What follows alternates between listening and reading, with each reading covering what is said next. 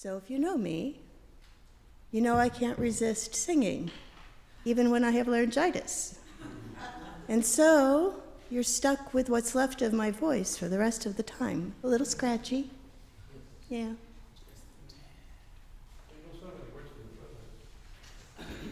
What was that, Ron? You don't sound any worse than the president. Hey ho, oh no, we're not going anywhere close to that. Okie dokie. So, today's sermon is going to seem a little bit like it's all insider talk. But I think that even if it's your very first time in a UU congregation, it will challenge you to consider that which is deepest in your heart and truest in your values.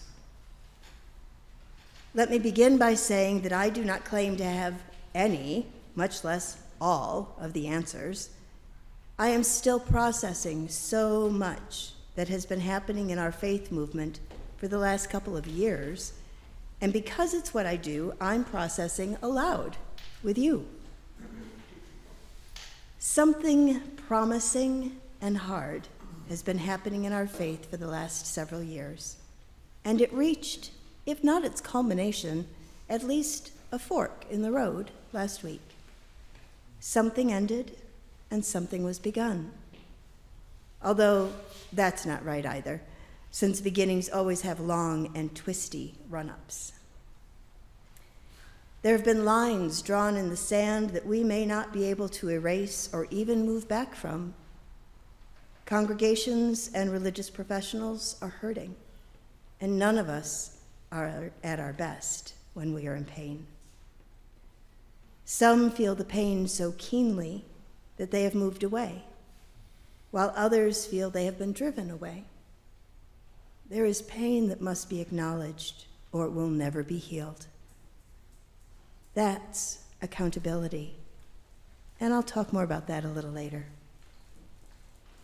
You should know that I'm going to try to condense into about 20 minutes 2 millennia of liberal religious thought and how that impacts who we were a week ago and who we have the opportunity to become. And I will note that this is why I fully write out my sermons, so I can be faithful to the time allotted and not keep you here until sundown. As tempted as I am to begin at the dawn of the Common Era, I'm going to focus on our much more recent past. Let me just say that Unitarianism and Universalism began as early expressions of Christianity. Both were deemed to be dangerous heresies, punishable by death. Both were driven underground for about 1,200 years and reemerged during the Protestant Reformation, and then each found their stride to make a heaven on earth through social reform. By the mid-20th century, Universalism had shrunk to about 50,000 souls. At one point in American history, it was thought that Universalism would become the predominant religion in America. Quite a shift in a couple hundred years. And although Unitarianism looked to be hitting its stride as it embraced humanism and was busily planting new fellowships in college towns across the nation, it did not have a clear message as a faith movement. The youth of the two denominations, because at that time they were still denominations within Christianity, the youth had begun to realize that young religious liberals needed a community that could integrate head, heart, and hands, reason, reverence, and service. So, in 1954, the youth paved the way for the merger to come. And in 1961, the adults followed suit, and Unitarian Universalism was born. And something was lost, and something was gained. Important decisions were made, and important questions were left unasked. Selling buildings and consolidating resources appeared to answer the question of how to come together, yet the deeper question of how to integrate different priorities and worldviews was left not only unanswered, but unasked. Who were these newly minted Unitarian Universalists? What did our name even mean and call us to become? Why was our message important to the world? At the merger, 6 principles were devised as a covenant for the newly married Unitarians and Universalists. As I read them aloud, notice how they are clearly promises between 2 distinct groups as they came together, like they're lined up getting ready for their first dance. The promises or covenants are transactional, a set of agreements for how to move forward together. The 1961 promises begin with this preamble.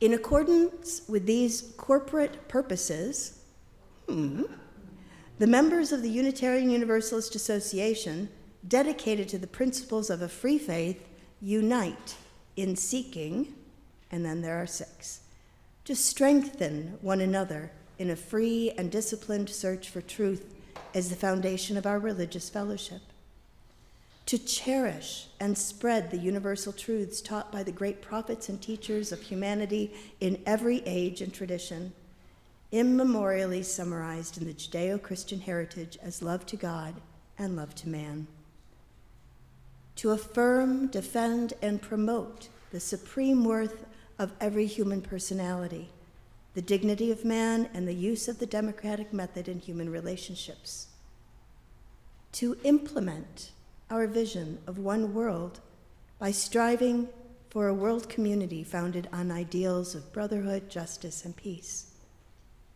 to serve the needs of member churches and fellowships, to organize new churches and fellowships, and to extend and strengthen liberal religion, and finally, to encourage cooperation with men of goodwill in every land.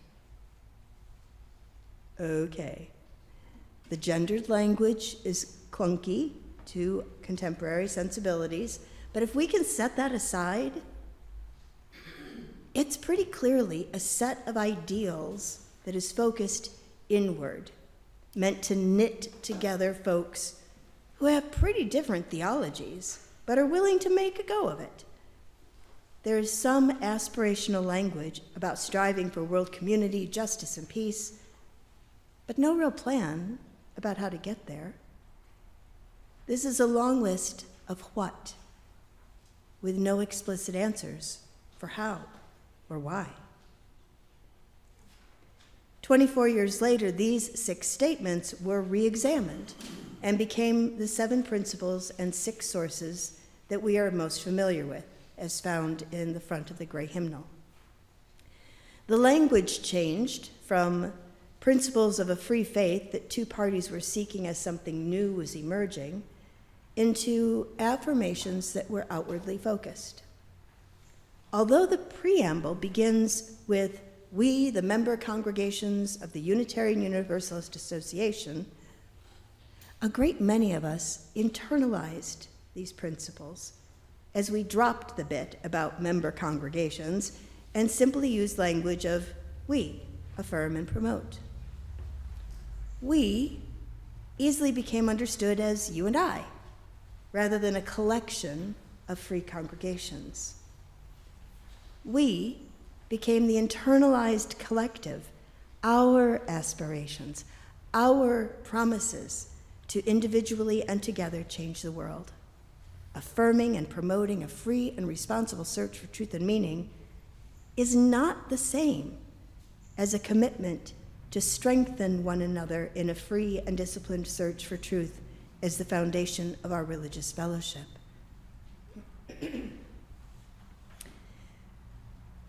So I had to make a handout for you because there are a lot of words to keep track of, especially when I'm pulling at different threads of this tapestry across over 100 years. So I want you to notice that when the principal statements were revised in 1985, the first part of the 1961 statements was lost, the active verb part. I know I'm getting all English teachery on you, but it's important. The latter portion was kept and woven into these new statements. So, if we look at the first statement of the 1961 collection, to strengthen one another in a free and disciplined search for truth as the foundation of our religious fellowship, we find that the active verb to strengthen was lost in the 1985 version. But a free and disciplined search for truth was kept with a little word shipping there. Unfortunately, the last phrase, as the foundation of our religious fellowship, was lost, which is one example of how the understanding that these statements were to be the foundation of a faith movement shifted into personal belief statements. So I'm going to invite my friend Ron Kanazi. Hang on, Ron, I'm coming for you. So Ron is going to share some insights from a brochure written in 1996 in an effort to explain what Unitarian Universalists were all about. And he is going to be reading from this book, which has no writing. He'll be reading with his fingertips as the information is provided in Braille. Here you go, Ron. Yep, your turn. You're good. We believe that personal experience, conscience, and reason should be the final authorities in religion. In the end, religious authority lies not in a book, person, or institution, but in ourselves. We put religious insight to the test of our hearts and our minds.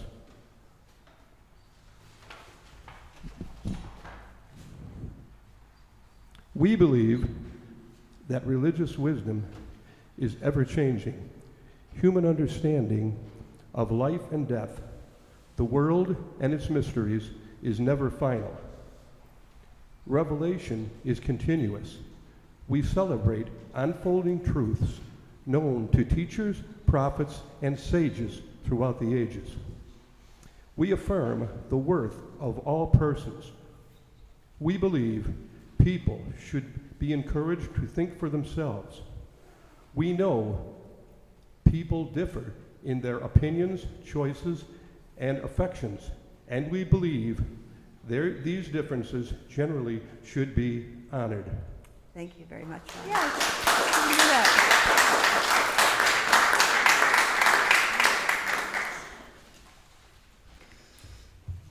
You know, we talk about inclusion a lot. And when I found this book with invisible writing in it, as I was doing some housekeeping up in the former administrative wing, I was like, oh my goodness, what a cool opportunity. I mean, Ron is our snazzy, canazzy drummer, but, but he's also an awesome worship associate. So thank you, Ron. Thank you very much. So I'm going to bet that that all sounded pretty good to you. Of course we believe that people should be encouraged to think for themselves. But wait, is that a belief? Or is it a commitment to make sure that people are encouraged to think for themselves? What exactly is being asked of us? We affirm the worth of every person. How do we do that? Or is it just a spoken affirmation, like the Nicene Creed?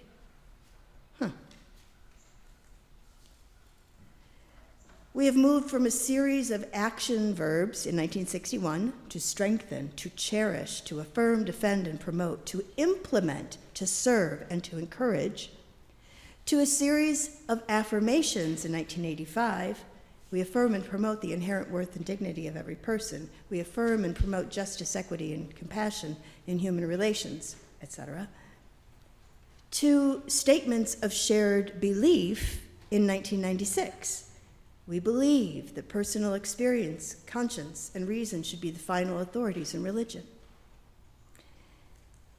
And with all the words we have woven together, we still do not have a coherent theology to share with the world. No answers to questions of who we are, why we exist, and how our message, our life-saving message, whatever that might be, can change the world. And that brings me to last week, when the General Assembly, the delegates representing UU congregations across the world, voted to adopt a revision to Article 2 of the bylaws of the Unitarian Universalist Association, what we have known as the Principles and Sources, in the front of the gray hymnal. The statements that began as action items for a newly formed faith community in 1961, and then became personal affirmations and projections on the world in 1985, and were later embodied as beliefs, but with no articulated theological foundation for those beliefs. Everyone take a deep breath. There have been so many words, and I'm not done yet. She says with glee. So what exactly did the delegates vote on last week? Some might cheerily say, "Jet pig!" Others might point to the image of a flower with words in each petal. Still others might raise a gray hymnal and proclaim, "Our heritage." And they'd all be right. And they'd all be wrong? Oh, Michelle. So let's take this a step at a time. We'll start with the flower, an artist's interpretation of value words etched on each petal, with love at the center. The first letters of the words, justice, equity, transformation, pluralism, interdependence, and generosity, spell jet pig, which is a handy mnemonic device to remember the words, and by extension, it's a mascot. Every religion needs a mascot, right? So, congregational delegates voted in a supermajority to adopt the new iteration of our Unitarian Universalist values.